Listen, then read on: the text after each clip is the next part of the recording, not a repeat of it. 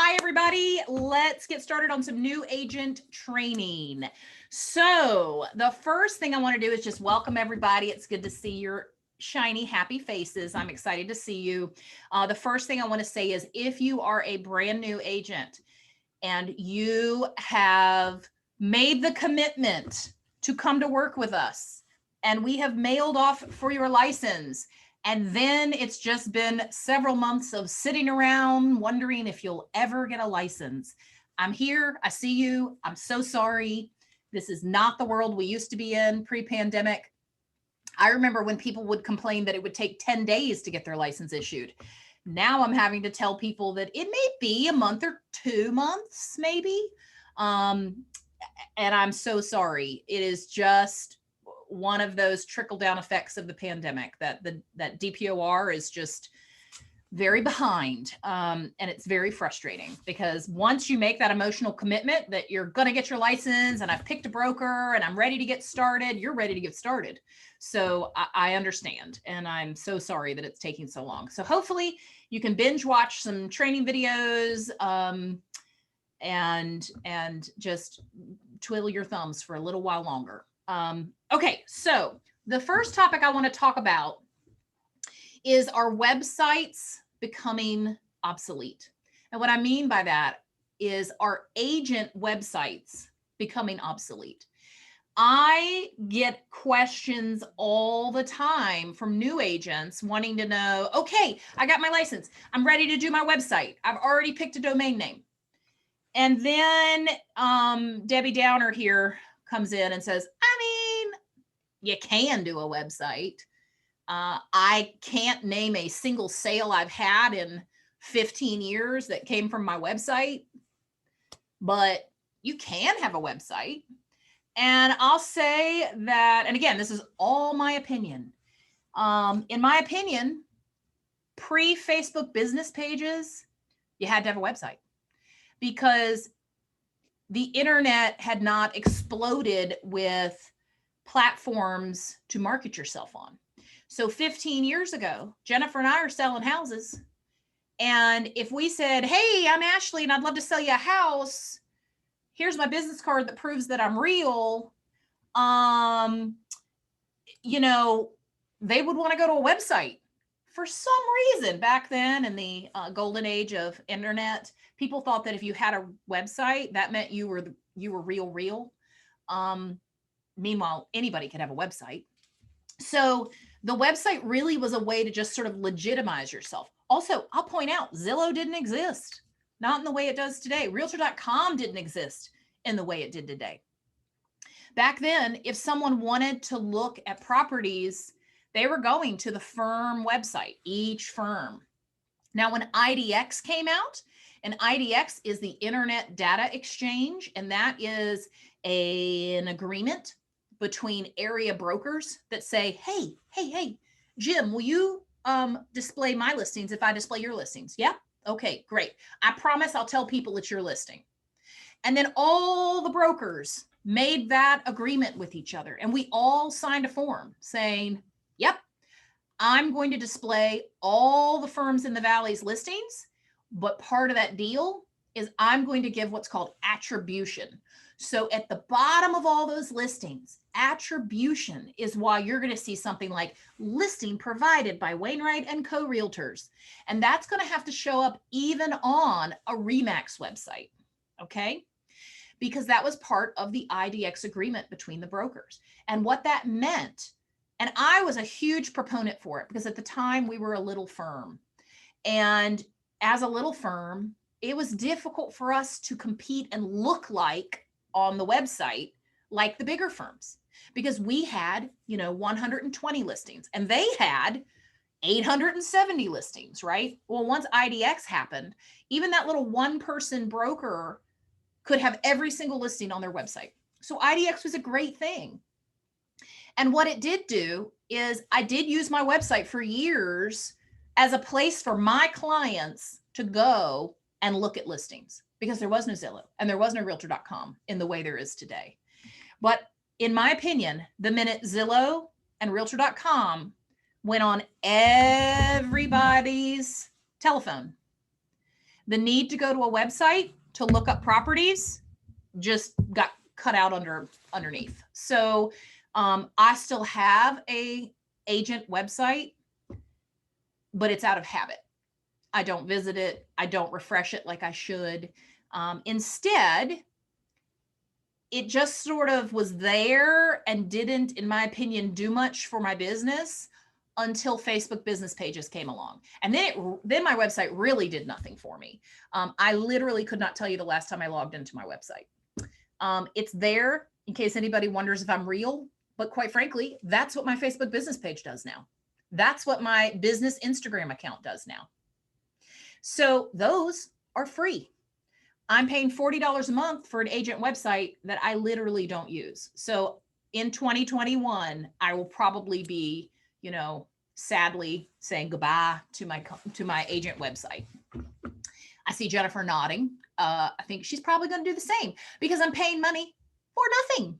$40 a month spent on marketing on my Facebook business page. It's going to have way more reach. So my candid opinion about agent websites is I think they are definitely becoming obsolete. Now, that is talking about the generic agent website that does nothing but display housing, allow people to maybe save searches, and has very little functionality. There is another type of website, agent website, that I want to chat about because it is a totally different beast. So I wouldn't even put them in the same category. So we've just finished talking about basic agent websites. Now we're going to talk about like the souped up, super powered agent websites. These are the ones that top producers have. These are ones that teams use. They really are, they're not even serving the same purpose as my agent website. My agent website is there to let my buyers, look at houses. They're not going there. They're going to Zillow and Realtor.com. So if I were to choose to have a website, it would be this next kind. But I'm going to tell you, this next kind is $500 a month, $1,000 a month, $2,000 a month.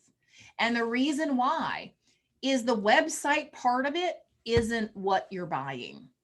This essentially is an agent website that comes with a suite of platforms that you're using to run your business. It's coming with a back office software integration piece so that you are doing transaction management as part of this whole suite of software that you're using. It has lead generation. It has SEO positioning for the internet so that you're coming up high in search results. It may have drip market campaign. It most likely does. And drip market campaign is so if you're a brand new agent to us and I put your name in, I put your contact information in constant contact, which is what I use to email everyone with. We've already lined up several emails that it knows to go ahead and drip out to you over a period of time. Oh, Ashley, we're sitting here emailing those things out every time. Giving away our secrets. So what we've done is Jennifer's welcome email, Donna's welcome email. When you sign on with our firm, those are just saved in constant contact and they're set up in what's called a drip market campaign. Literally drip, drip, drip. We're going to keep dripping emails to you. And we have set up the schedule at which we want that to happen. So these bigger, more powerful websites, they're doing that. You're going ahead and as the agent putting in a welcome email, hey, what kind of home would you like to be looking for? Hey, would you fill out this buyer interview form? Do you have any friends and family who might be interested in purchasing a home? Hey, let's talk about how the home inspection contingency in the contract works. Hey, can I recommend a lender to you? These are all emails that you will have set up and you have scheduled them as to when they're going to go out. So that once you put a new client or a new customer into your database, they're going to automatically get these emails until you turn it off. Okay. So drip market campaign, lead generation, internet placement, and then the last really, it's also going to have some communication. So teams like these, because as they're going through and doing their lead generation, it's also going to give a platform where the contacts that come in and the leads that come in, the team members are on there and can click buttons saying, I called this one, here are the notes. I called this lead, here are the notes. I left a message for this lead, here are some notes about that. And then the team is able to communicate with each other. Okay. It also is going to give you reminders like, hey, this lead is starting to get stale. Do you think you could reach back out to them again? And the last piece that these websites are going to have is called CRM. CRM is a client relationship manager. I'm going to want you to have a CRM, even if you're not buying one of these gigantic website options, because I don't expect any of y'all to buy this giant website option anytime really soon. Your business definitely has to get to a certain level before you're like, sure, I can pay $1,000 a month for that. I'm not even there yet, but that's mostly because I'm cheap. I really do see the benefit and I do see the value, but that's still hard for me. So when you get a client relationship manager, I use Constant Contact. It's because it's easy for me to email all of you guys from there.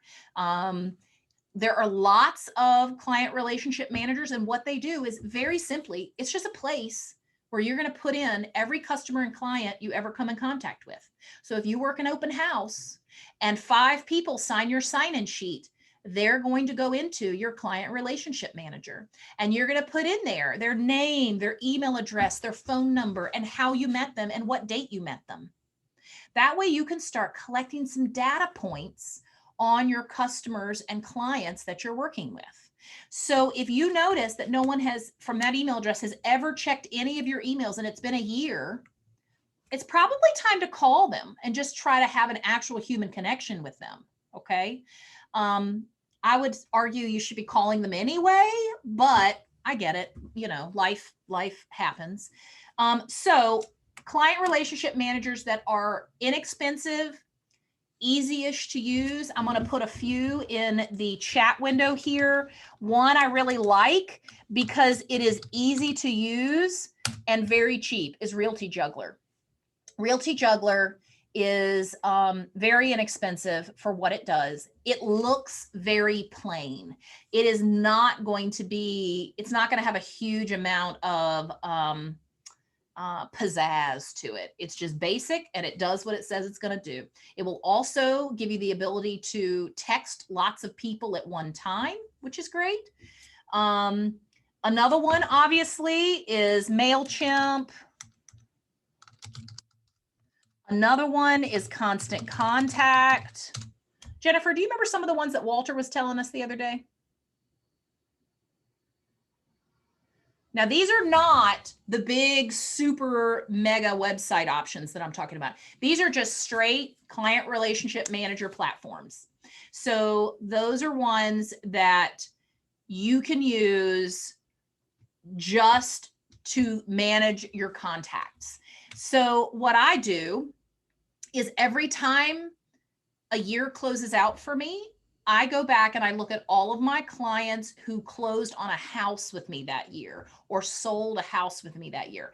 And I put them in a separate database because those are now people who have actually done business with me. So now that I have them in a second database, I do different things with that database. So every New Year's, they get a New Year's card from me with a Starbucks gift card in it or a Mill Mountain Coffee and Tea gift card in it. Every summer or fall, they're going to get a little pop by from me. It may be, you know, last year I did potted mum plants on everybody's front porch. So, and that meant carloads of potted mum plants. But what happens is they put all that on the internet, you know, and they do a shout out to me. And that is worth an $8 mum to me. So once you've got the database set up, you can do all sorts of things. My biggest regret is that I wasn't using one for probably the first 8 or 10 years I was in business. And I think about that now. that is just a ton of customers and clients that I lost contact with. And you'll know you should have done better when you see on Facebook and they bought a house from somebody else. And you're like, oh, but I talked to them about real estate for like a year. Well, guess what? They hadn't heard from me in a year. Or I sold them a house and then I just ghosted and never saw them again. So the most important thing you can do as a brand new agent is start that database. And I know it's daunting because you think, I don't know that I have anybody to put in there. So part of what I want you to look at is the second sheet in our packet today, which is the Hot 100 list. It's silly. It's got mortician on there and it's got, dietitian on there. I don't know who has these people in their database, but the point of it is to just stretch your mind a little bit as to who you could be talking to real estate about. Because the biggest thing I hear is people go, I don't know who to call. Well, then you pull this list out and you call people on this list. You call your hairdresser, you hand a business card to, the 22-year-old who's putting your groceries in the back of the car at Kroger. Their mom might be looking for a house. Their dad might be looking for a house. It's just about talking about real estate. Okay. So to finish up the piece on websites, I just want to explain to you that when you do get a website, part of what makes those bigger websites so expensive is that if you're just having a typical regular agent website, then you're having what's called like a framed in searchable MLS on there. It's free to have. It's not terribly robust, but it does look like you can search the internet from your website. That's the least expensive way to go about it. One thing I want to just touch on lightly is website providers are going to try to sell you on their big version, which is going to require a raw data feed from RVAR. I get a request for the raw data feed about every month. And unfortunately, there are a lot of rules regarding the raw data feed. Because it's raw, it is literally just the raw data from MLS. Because of that, there are items that can't be displayed. And if they're displayed, there's a $5,000 fine to the broker. So I'm not thrilled about, you finding a website provider that for $10 a month wants the raw data feed. I'm not convinced that website provider is going to be very careful with our data. And I'm going to end up having to pay a fine if they display the owner name or the owner phone number. So one of the hoops we have to jump through is you guys are not allowed to be the customer for anyone who's having the raw data feed unless I am the primary customer as the firm. Well, that makes it very complicated for me to have like 5, 6, 7, 8 firm websites, That's a little odd and creates some confusion in the marketplace, but that currently is the rule. So part of my desire to join the MLS board of directors, which is made entirely up of brokers, is to try to come up with some solutions for that. Because we have a lot of agents here. We have a lot of agents who want those big, robust website providers that are doing everything from harvesting data from the leads that stop by the website, to the CRM, to the drip market campaign, to the lead generation, to the SEO placement. And because I'll have 8 or 9 or 10 really big, aggressive real estate agents and teams who want to pay that money, it means I have like 5 firm websites, which is silly. So part of me joining the MLS board of directors is to try to see if we can streamline some of those rules and make it a little more accessible. Because when we made those rules, those types of websites didn't exist, so we're working on that. Everything is slow, but progress is slow. So that's my little soapbox about websites. I think you'll get way more use out of a Facebook business page.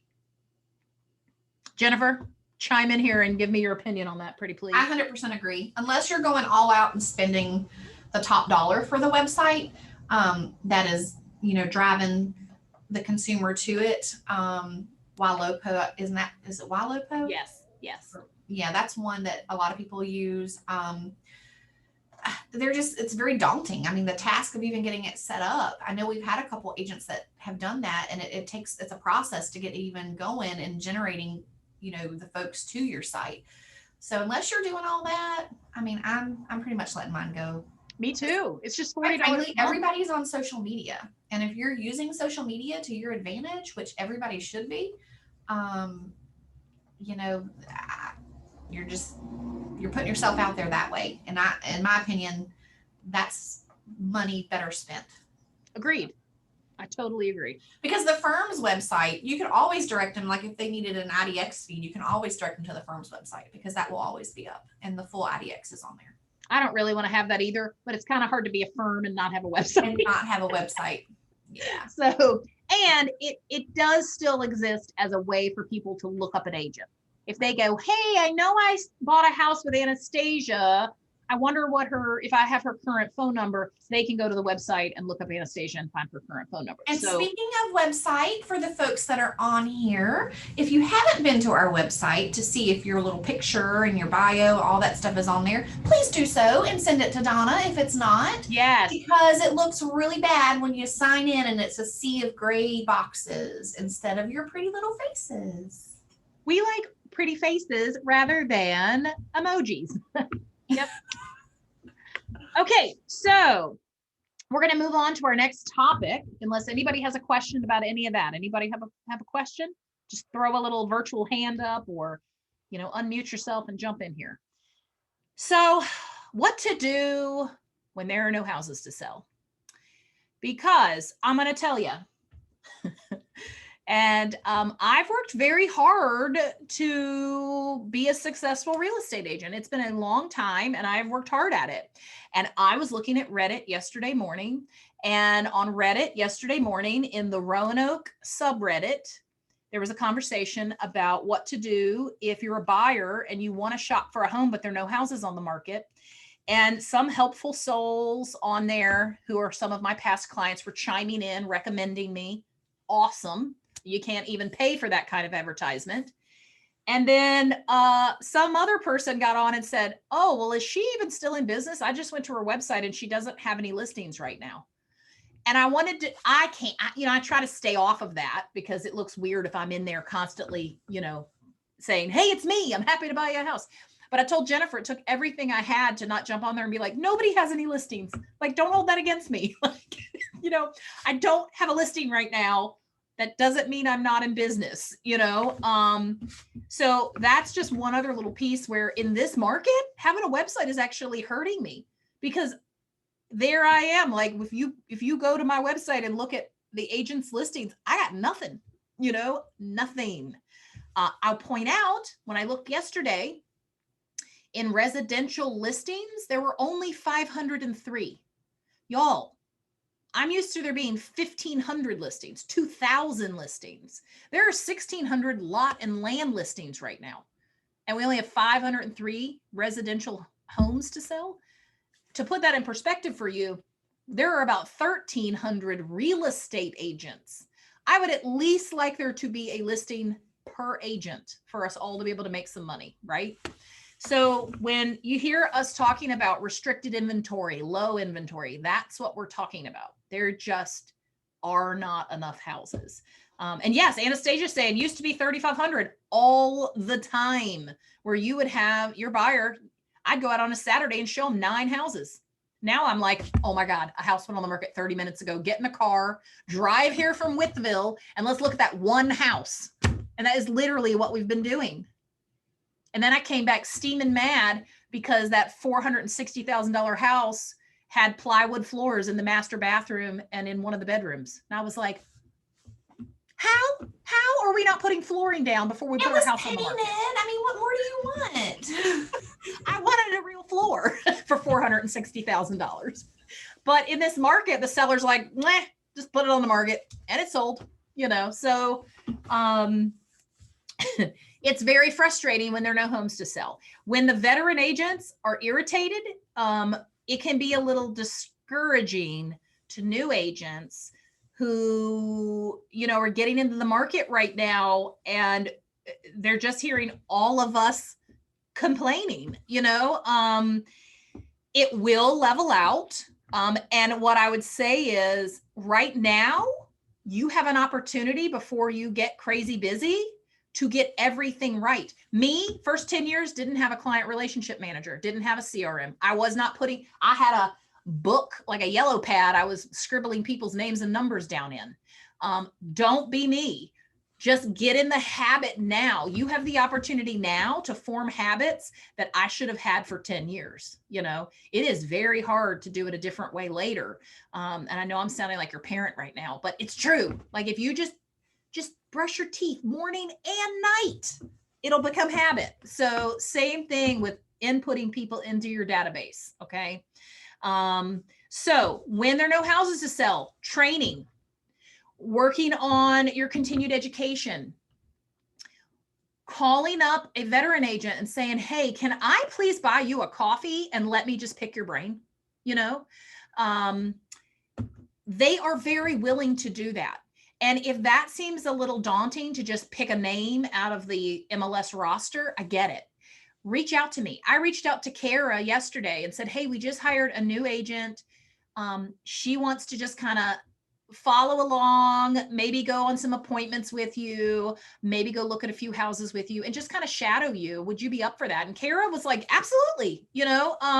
So the veteran agents are very willing, and Samantha has always been amazing at letting people follow along. So the veteran agents are happy to let you do a ride along. And even if because of COVID, you're not ready to get in somebody else's car, that's okay. You can just meet at the house and go in and take a tour. And Anastasia saying, absolutely, she's happy to help. So Anastasia Thompson says, text her, and she is happy to help. So these are things you can do right now when it could be fairly frustrating. Another thing I'll recommend is go ahead and get your marketing materials ready. Go ahead and get a listing presentation put together. Go ahead and get your buyer interview form customized. And if you go to our shared Google Drive, and I'll again send out another link to that. If you go to our shared Google Drive, I have a buyer interview form there. And it already is branded to the firm. And I've left space on the second page for you to brand it with your headshot and your contact information. So go ahead and get some of those marketing materials ready to go. If you don't know what marketing materials you should have, reach out to me, reach out to Jennifer, reach out to Donna. We're happy to help you with that. Jennifer, do you have any other items that they could check off their list right now while they're waiting for real estate to level out? Flex MLS tutorials, That actually would be good. Yeah. We've had some changes, not too terribly long. So watch some of those. They have some really good videos to kind of walk you through entering a listing, managing your listings, because that is something that you do here. Yes. Some of the other firms, you don't. You have an admin that handles all of that for you, but you'll handle your price reductions and your pendings and your solds and that sort of stuff. Mm-hmm. So yeah, I think that'd be a great idea. And I do recommend on the MLS, you can set up saved searches. Set up some saved searches for yourself. I, for 10 years, have been looking for that perfect little piece of land that I would like to buy that has a little bit of river frontage on it, just to go. Now, Kara has recently bought one and is loving it, and getting to do some, camping, glamping out there. And we're, my husband and I would like to do the same thing. So I just have a search in there. And what I do is I put in what I'm looking for and I save it and I attach it to my email. And if a property comes on the market matching that search criteria, it's going to email me immediately and let me know about it. Well, that's a great way to folks, and that's for the folks that have already been licensed. Of course. We do have some that's still waiting to be licensed. Yes. So you can work on your signs too, your business cards, start gathering your name of your sphere of influence, so that you can start sending that stuff out once you actually get through the DPOR process. I know, that's the hard part, is hurrying up and waiting. Well, and if you're setting up a saved search with what we call a subscription on it, which is where it will automatically email the person if something comes on the market, it's good to do one to yourself. You need to know what it looks like to your client. And setting up a portal as well. A portal is a place on the MLS where your client can go anytime and go to the portal and look at the properties that are currently on the market, currently matching their search criteria. If you don't know what the portal looks like from the client end, it's going to be more confusing for you to communicate with them on there. So go ahead and set yourself up, maybe your personal email account as a client, and just see what that looks like from both the agent end and the client receiving end. So those are just some quick little sort of training things you can do. On that shared Google Drive, we also have already filled out sample listing packages and purchase packages. Get familiar with them, fill out a few listing packages or purchase packages for fake people and just kind of get used to what those clauses say. I can present a purchase agreement to some buyers now, and it can be daunting looking to have a 6-page, 7-page purchase agreement. They don't really want to read the whole entire thing. They want me to explain each clause to them piece by piece and summarize what those clauses say, so that I can say to them while I'm going over it with them, this is clause 15, and this is going to deal with inspections. We're clicking here that it is going to be contingent upon inspections. And because it is contingent upon inspections, 15A is going to apply to us, not 15B. And 15A says that we're also going to be allowed to have a walkthrough anytime 5 days prior to closing. 15C is going to go on to say, and then so on and so forth. And it gives them a comfort level. One extra little best business practice tip I'll give you is that if you are going over the document with your buyers remotely, if they are on their computer, you're on your computer, do yourself a favor and send a follow-up email after that says something like, Nick and Colleen, I really enjoyed speaking with you earlier. Thank you for taking the time to go through the purchase offer line by line with me. I always feel better when I've gone over it with the buyer so that they understand what they're signing. Okay. Later, if there was something that goes sideways, I have not only explained it to them, I've also sent an email confirming that we went over it. So later they can't say, well, I had no idea it was a septic system instead of public sewer. Well, you did, and we went over it. And I even confirmed on email that we had gone over it. So it's just a protection for you so that you can make sure that nobody can try to malign your integrity later. Okay. And that, again, is a best business practice to get into now rather than later, Okay. So I want to go on to Realtor Accountability Buddy. And I kind of touched on it to hook up with a veteran agent who's happy to share their experience, let you shadow, and for all my veteran agents on here, thank you for being so willing to do that. I know those were some kindnesses that were shown to y'all early on, and I appreciate that you're paying that forward. But a Realtor Accountability Buddy can be a new agent and a veteran agent. But a lot of times it's a better fit when it's a new agent and a new agent. You're both excited. You're both nervous. You're both doing all this new stuff at the same time. And it can really help you motivate each other. So Jennifer and I are a perfect example of that. We did that for years and years with each other. When we decided to start buying leads, I literally ran in her office and she was like, okay, I'll buy Zillow. And I was like, okay, I'll buy Realtor.com. So I bought Realtor.com leads. She bought Zillow leads, and we would compare with each other. Do you like your leads? Do you think they're quality? Do you think you're getting a return on your investment? And she would tweak how she was doing leads, and I would tweak how I was doing leads. And we were able to bounce ideas off of each other and motivate each other. Same thing would happen, a couple of years ago, we decided, we're not creating enough content online. So we both bought some sort of content creation software that would make Instagram posts for us and make Facebook business page posts for us. And we would try different ones and see what we liked.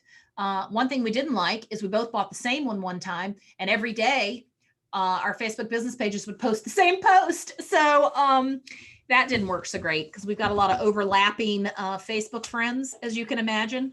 But she was my realtor accountability buddy. You know, she's somebody who she's going to try something new and report back to me, and I'm going to try something new and report back to her. Now, it's convenient because she's in the office next to me, but with Zoom and FaceTime, it's just about checking in with each other. So if you don't want to use someone at the firm because you're one of those people who doesn't want competition, that's fine. What I would recommend is join some real estate Facebook groups. There are many Facebook groups dedicated to be a gathering place for real estate agents to share ideas. Get into one of those groups. Private message somebody in the group who you see chiming in on in the comments section and just say, hey, I noticed you're in Kentucky. Any chance you want to be an accountability buddy with me? Do you want to bounce ideas off each other? Do you want to, just have a phone call once a month and kind of brainstorm together?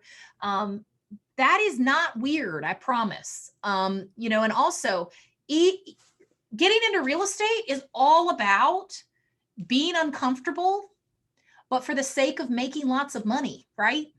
So anytime you're feeling that pinch of discomfort, or you're like, ugh, I don't particularly like how knocking on doors makes me feel, remind yourself that you're not doing it for fun. You're not doing it as a hobby. You're doing it to make money. You're doing it to provide a service to buyers and sellers. So anytime I start to feel uncomfortable because I'm stretching my comfort zone on what I want to do business-wise, I just remind myself, Ashley, do you like money? Yeah, you really, really like money. So, okay, I'm just going to make that hard phone call right now and ask the hard questions. So I'm going to go do that sales thing. Okay. So you've got to be able to have that dialogue with yourself.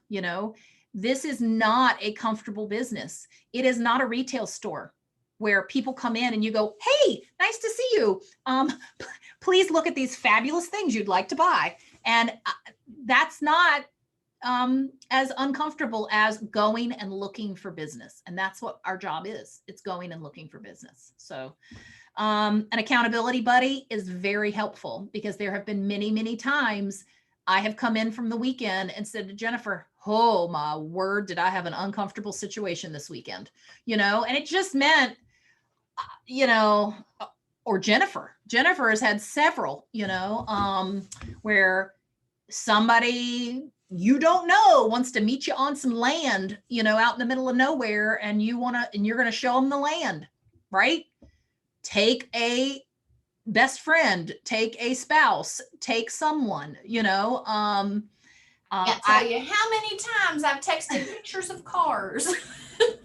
Text us a picture of the license plate, whatever needs to happen so that, so that you guys can be safe, right? I sort of half joke, I meet strangers in dark basements for a living, it's kind of true, which is why I take someone with me if I don't know them or don't know the person who is referring to them. If somebody says, hey, can you sell my coworker a house? Sure. That's fine. I will likely go meet that coworker and not bring someone with me, but because I know they have a job. I know they've worked with my friend for 5 years. Like, the risk is lower. We will never be risk-free, ever, ever, ever. We are real estate agents. We meet strangers in basements for a living. So it's just about being smart and making sure you are doing risk assessment all the time. Okay, I'm going to move on to Get Business Quick, because I try to have a Get Business Quick idea every single time we have this meeting. And mine is the Hot 100 list. This is just a silly example of a Hot 100 list. I want you to make your own. I want you to get on Google Drive, get on, Microsoft Word, whatever you need to get on. And I want you to make your own Hot 100 list. This is people you bump into every day. This is people you buy things from. This is people who are leading groups or in groups that you belong to. And you will be surprised once you start thinking about it, how many people you know. And all of those people are going to get an email from you or a letter from you stating that you've gone into real estate and you would love to be a resource for them. And, you know, the nice thing is that the people who have sold us something, they kind of owe you, right? Like you bought a car from them. You bought, a vacuum cleaner from them, whatever you've bought from them, just go ahead. This is your opportunity for all of those Airbon and Color Street and Pampered Chef and 21 handbags, whatever it's called. Now's your chance to be like, hey, remember when I bought all those all the corners brownie pans from you? Now I'm in real estate. Here's a couple of my business cards, and I'd love for you to pass them around, right? What's good for the goose is good for the gander. So, it's all about now being a salesperson. All right. Who has some questions for me? Yes. Which is sort of funny. I had my furnace worked on, as y'all know, a couple weeks ago. And one of the guys that came down there, very nice young man. We were talking, of course, it was freezing cold. And as he's working on it, we somehow got on the subject, I conveniently brought up the fact that I'm a real estate agent. Well, he just so happens he and his wife are looking for a piece of land. So, now I'm looking for a piece of land for him. So it's just a matter of bringing up that particular conversation. So, and we were laughing. I was laughing about gynecologists. Somehow it's not just, but when that sort of prompted a memory that when I was in the hospital, having some little minor surgery, my nurse, I sat there and talked with her and gave her my business card. We were talking about some property that she was trying to sell. So those opportunities, when they come up, if those little tidbits of information come up, prompts the conversation. And well, let me get my business card. So I had the nurse grab my pocketbook and gave her a business card. Yep, absolutely. If it prompts itself, take that. Take that. And sometimes it's as simple as wearing your realtor pin, and people go, hey, what's that little R on your jacket? That gives you a perfect opportunity to be like, oh, this little pin right here, that is my realtor pin. I'm in real estate, blah, blah, blah. It just gives you another opportunity. It's why you see people on Facebook wearing those hats that's like Realtor Life and, those types of hats. It's not because they're stoked to be a real estate agent, maybe it is. There you go, Jennifer. There's Jennifer's hat. It's just a talking point. It's another opportunity to have a conversation about real estate that seems more organic than, hey, I'm Ashley and I'm in real estate. It's all about trying to make that interaction seem more organic and natural. I'm going to jump in because Kara wears a name tag all the time. Mm-hmm. And just something to start a conversation. Yeah. I was going to say the realtor pin, the realtor hat. I know people still do the car magnets. Just be careful if you're not a great driver with those car magnets, because we get those phone calls. Your agent has cut me off on 81. Yep, we do. It does happen. Walmart parking lot, So Jennifer's referring to one time I got a phone call because one of my agents was fist fighting with somebody in the Walmart parking lot. Get our big old car magnet on the side of the car. No, but seriously though, on a serious note, just the name tag is good. The realtor pin. I know I was making fun of you putting that realtor pin on your sweater the other day, but do it because it does open conversation. It does. And then, many years ago, we had a realtor here that was just starting out, and buddy, those business cards, man, it did not matter where she went. She handed those business cards out. If it was the drive-through at McDonald's, she gave that lady her money with the business card. Yep. So it works. Sometimes it's just going back to the fundamentals, go back to the basics. That still works. My niece is making me a shirt. I saw a shirt. Rebecca Hartley had a shirt on and I loved it. And so I went to my niece. She makes shirts for a living, and she's making me one that says, well, I don't forget what it is now. You remember? It just went on my head. Anyway, I'll have to think of it, but she's making me a shirt. And it is I'm gonna wear it just out to gatherings and stuff like that. There's a great one I love that says tacos and real estate. And I saw that one. yeah. Oh, keeping it real estate. Keeping it real estate. Keeping it real Keeping it estate. real Nice. estate. Yeah. RVAR has the hats, they have the realtor pins. They do have merchandise for sale over there, and it's pretty reasonably priced if you need that. I think when you do join RVAR, or at least they used to give you a realtor pin when you join. I'm not sure if they still do that or not. Paige is saying no. I'm gonna add one quick thing. The best one you can do is to gift your parents, real estate dad, real estate mom, and then you give them 20 business cards. Because you know your parents have no problem being cheesy and pushy when it comes to their children. So, you know, if they're out in their real estate dad hat and somebody asks, they're going to be like, here's my daughter's business card, you know, give her a call. She's the best, you know? Yeah. Okay. Anybody have any questions about anything we've covered today or any other topic before we sign off?